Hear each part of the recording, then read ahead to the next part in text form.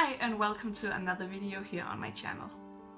As you can see, my hair is not as it used to be, and it's because I'm wearing a wig. I bought this wig a while ago and I really want to wear it and find an occasion to wear it, but I haven't been able to do it. So I created this black and white look. It's not as I had imagined, but at least it matches the wig.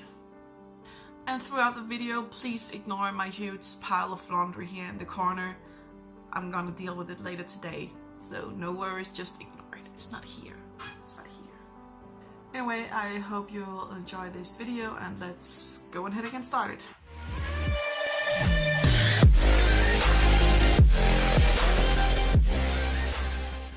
Okay, let's start with priming our face. I'll be using this one from e.l.f. I pretty much always use my fingers when priming my face. Obviously, if you're gonna go totally black and white, you could use like body paint and look like these queens from RuPauls Drag Race when they had their black and white challenge. But unfortunately, I am not the greatest at body painting, so I'm not sure how to mix the gray and the white and the black to make it cohesive, because obviously if you do a right black and white picture, you would look like this, and I'm not gonna be able to paint it like this. So let's go back to color and use my most pale foundation to keep it somewhat realistic and wearable throughout the day, if that makes any sense. But we could mix it with some white lipstick to make it a little bit more white, even though when you do a black and white photo you're not white. But let's do that. That would be a great experiment that might fail. But for the foundation, I'm using the Kat Von D Lock-It foundation, and what colors is it's light warm 43, if that makes any sense to you. But it's my more pale foundation, but it does oxidize a bit on my face, so that's why I'm thinking mixing it with Donalove from Jeffree Star Cosmetics, if you want to use the whole right word. So I'm gonna pump a bit out of my hand. Well, that's a lot of it. Shake this one. It's the first time I'm gonna mix things, so pray for me. How do you mix things? Do you use like the end of a pencil? I'm gonna do that. I don't see any difference whatsoever. On this side I have mixed it with the white, and this one is just the pale up Lock-It foundation. Oh well, let's just put it on our face and yeah. First I'm just dapping on the foundation, and afterwards I'm spreading it out on my face, making sure to get an even coverage. Make sure to get the ears and down the neck to make a smooth line from where you're wearing foundation, where you're not. And then after that I like to dab it in so there is no brush strokes, and especially in my problems areas like my forehead and around my nose and smile lines. For concealer, I'll be using this one from Morphe, and it's called Sand. Okay, that just looks straight up like my concealer. Not my concealer, that's what you're wearing. There's not really a tone difference between my concealer and my foundation, so I'm thinking I'm gonna dab in a bit of Donalove and mix it in while I'm blending it out to make sure that there's a bit of a color difference. So it's just like dab, dab, dab, dab. Hopefully I won't have like dots when I blend it out. To blend out the concealer, I'm using the Morphe G38 brush, and after I'm finished out the smoothing or whatever you would like to call it, I go back with my foundation brush to make sure there's no harsh line between the concealer and the foundation. It's not really showing up on camera, but I can, in my mirror, tell there's a difference after I put in Donalove and mix it in with the concealer as I blend it out. I can tell there's a bit of a tone difference, so contouring is gonna be a bit of a challenge because the normal contour color I go with is a bit more brownish than grayish. And if we're gonna keep it in the black and white tone, we need to use a grayish color. So I found this color in the Maybelline's Nudes palette, and my contour brush is way too big to get in just that color, so this is gonna be interesting. Kind of squeezing it together like this and then try to dab in only that color, and hopefully it will turn out.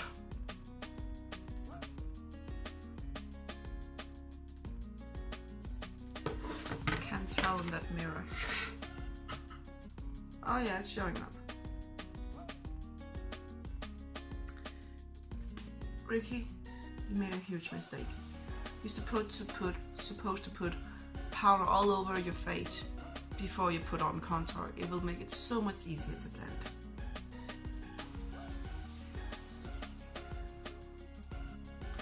Oh well, mistake's been made. Gotta live with it now. Oh no! I dabbed in the wrong color. You see it there?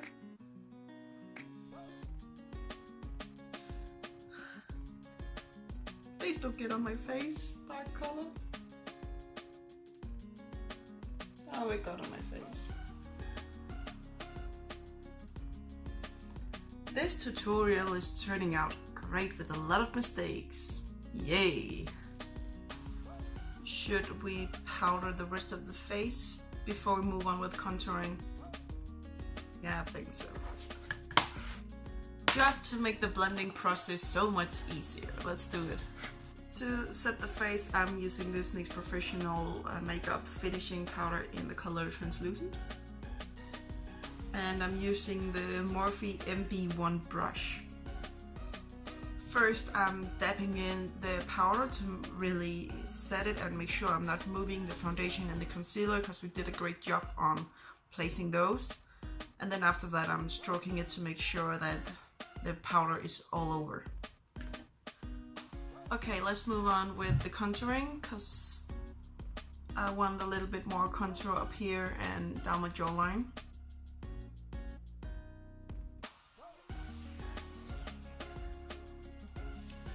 To be honest, I was hoping for a bit stronger contour, but apparently I don't. To be honest, I was hoping for a bit stronger contour, but unfortunately for me, I don't have the colors to do it, or at least not in the pan size, so that would be more convenient for this. So I'm just gonna leave it like this, because you can still see it, but as mentioned, not as strong as I have been hoping.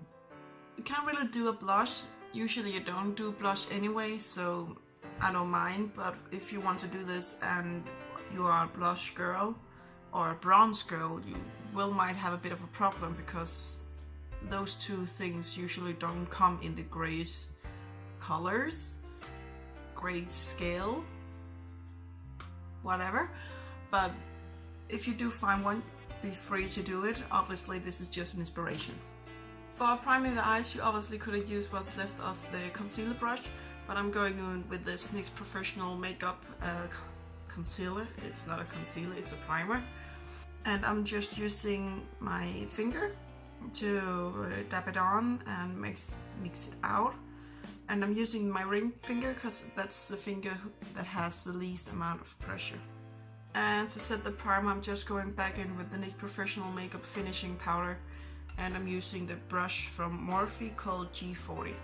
If you want to recreate the whole eye look, you could obviously just use this quarter from Maybelline the Nudes palette, but I do think that this one up in the corner is a bit more brown than from the black-white scale. I'm not even sure if you call it the black-white scale, just gray scale, whatever.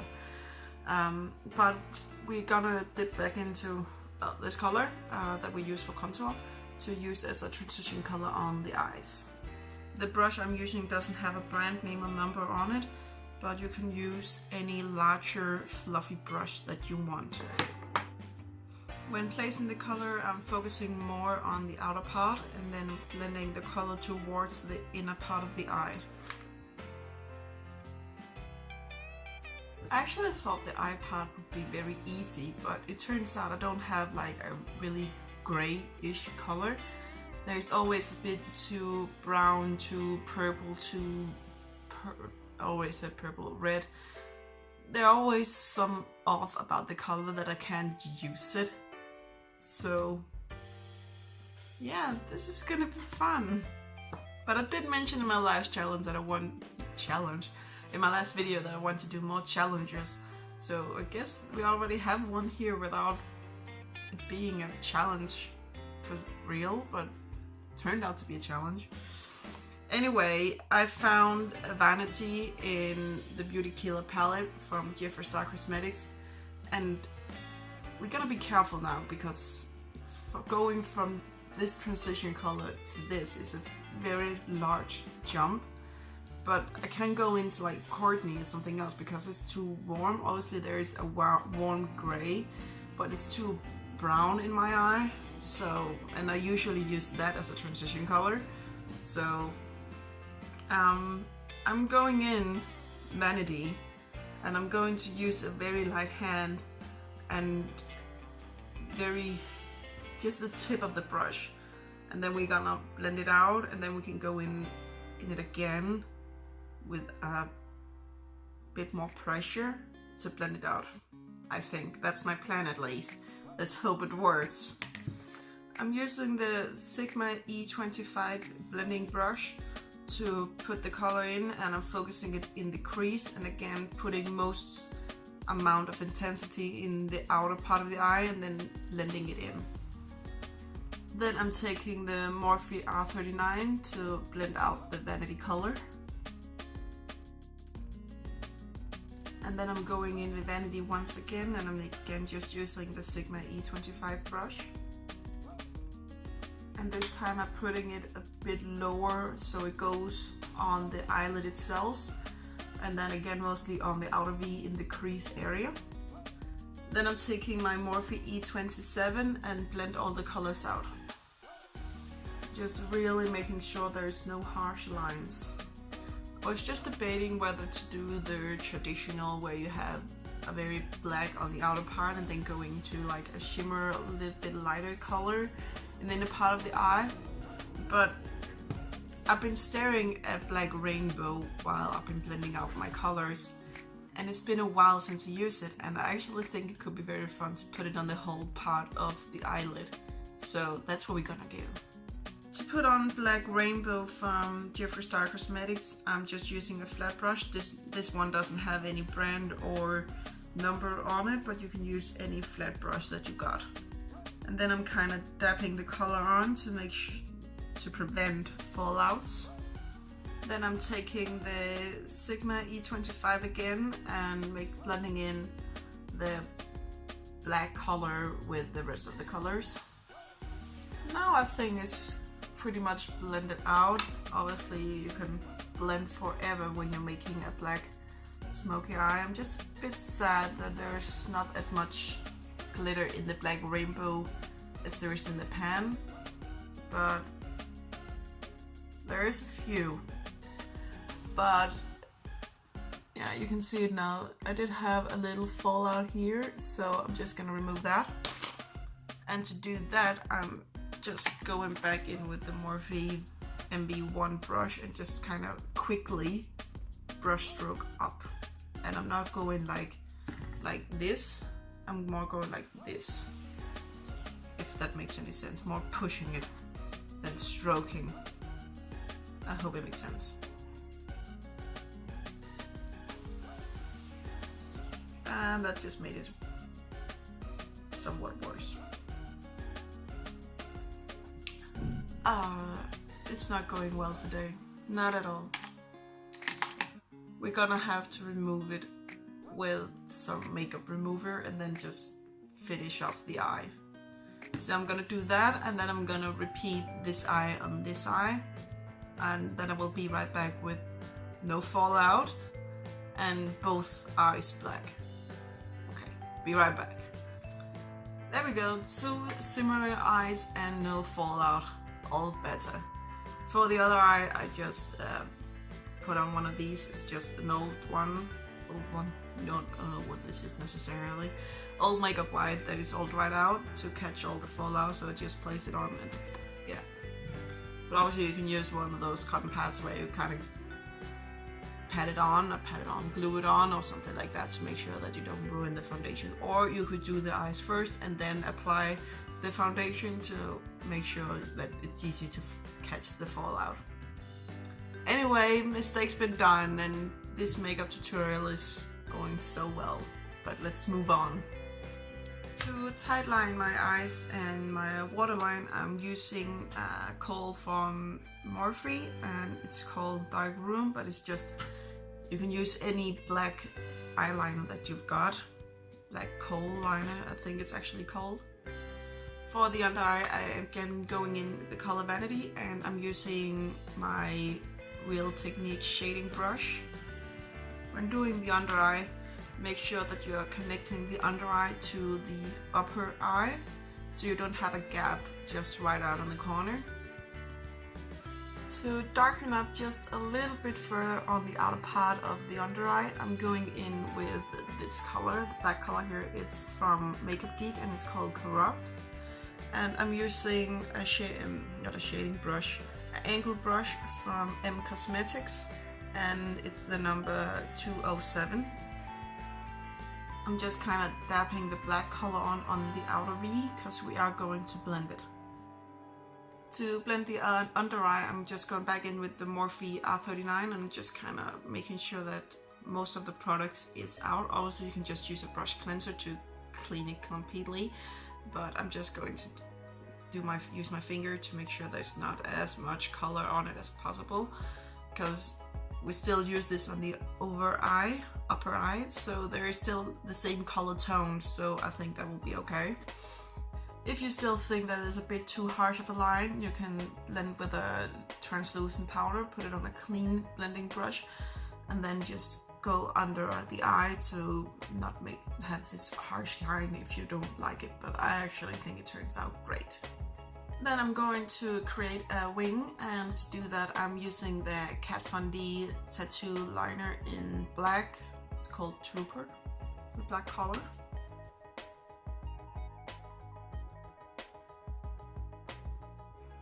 One of the things that I like about a black eye is that if you mess up your wing liner, it's not that noticeable, because this wing liner did not turn out as great as the other one, but you can't really tell because on a far distance at least, because it's all black. But if I zoom in like I do on my mirror, I can tell that it's not as great as it could have been. But let me just put on some mascara off camera and then I will be right back to do the brows. I naturally have dark brows. I do color them in a bit, but I think it faded already, so this is pretty much my natural brow color. So I don't think it would be the worst thing to go in with an all black on my brows, so that's what I'm gonna do. And I'm just using an angle brush. This one is from Real Techniques and it's actually called a brow brush. How lucky. And I'm just using the black one from the Maybelline The Nudes palette. And if you notice, I'm not starting all the way from the front of the brow. I'm starting in a bit in, so we don't have the biggest amount of color just in the front, because that will just look stupid. There we go. It doesn't look that bad, I think. I actually like the contrast of this very kind of pale, not white, but at least very pale skin, and then these very dark brows. I think it looks very, very good. To speed up the process a bit, I will put on highlighter and eyelashes off camera, and then we'll be back for the lips, but I will mention what products I used. I love wearing black lipstick, but every little mistake you make is just so visible. So I know they're not perfect, but deal with it. But as you can see, I put on some lipstick and I used the Kat Von D, what does she call her lipsticks? Long-lasting lipsticks? I'm not sure actually what she calls it, but I used the Kat Von D black lipstick, and I think it's called Witches. Yeah, Witches. And for the highlight, you can see glowing on my cheekbones. I used the Jeffree Star Cosmetics Skin Frost in Ice Cold. It's a very pale one. And the lashes that I'm wearing are from Lily Lashes, and it's the style Mykonos. I'm actually not sure how to pronounce it. Mykonos. Mykonos. Mykonos. Mykonos. Mykonos. Now we just need to set the face, and I'm using a setting spray from e.l.f. if I'm going to be able to show you the right brand. And now for the fun part, the wig. As mentioned in the intro, I bought this wig a while ago and I've been looking for an occasion to wear it. This one, not my first wig, but one of my first good quality wig, and it's from Donalove hair. Yeah, Donalove hair, but I'm not sure the name because I bought it a while ago, but let's pop it on.